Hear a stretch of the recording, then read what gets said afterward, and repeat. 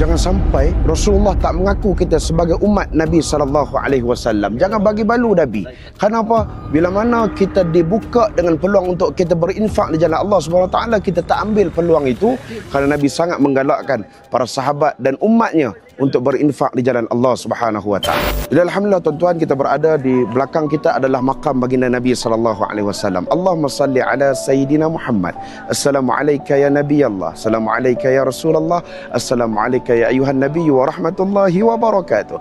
Alhamdulillah, bila mana Nabi sallallahu alaihi wasallam membuka peluang kepada para sahabat Nabi sallallahu alaihi wasallam dalam untuk berinfak, memberikan wakaf harta.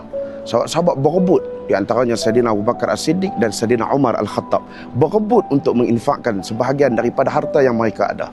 Jadi tuan-tuan, bagi siapa yang melihat video perjuangan tebus tanah untuk pupis, maka tuan-tuan yang dapat melihat video ni, anda adalah orang yang Allah pilih untuk sama-sama kita memperjuangkan dalam perjuangan menebus tanah pupis ini. Jadi kita perlukan tidak banyak tuan-tuan, hanya 150,000 sahaja lagi berbaki untuk kita tebus tanah ini. Kalau tuan-tuan tak ambil peluang ni, maka tuan-tuan adalah orang yang sangat rugi. Jadi marilah sama-sama, bagi tuan-tuan yang pernah berinfak, untuk kita berinfak lebih lagi. Siapa yang tak mampu untuk berinfak, tuan-tuan, cukup sekadar kita sebarkan video ini, kita beri kepada adik-adik kita, kepada kawan-kawan kita, supaya ramai lagi yang dapat melihat video ini dan dapat sama-sama untuk mengambil manfaat di dalam infak wakaf di jalan Allah Subhanahu wa taala. Saya doakan kepada semua pewakaf-pewakaf, peinfak-peinfak, supaya diberikan kelancaran rezeki, dilapangkan rezeki, dipermudahkan segala urusan.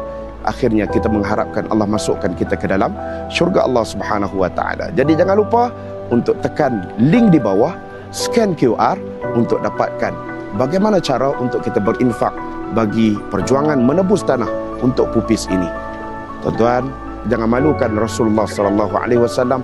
Kita sebagai umat Nabi Muhammad sallallahu alaihi wasallam perlu menyambut seruan Nabi untuk kita berinfak, mewakafkan sebahagian daripada harta yang Allah berikan rezeki kepada kita di jalan Allah Subhanahu wa taala. Sekian, assalamualaikum warahmatullahi wabarakatuh.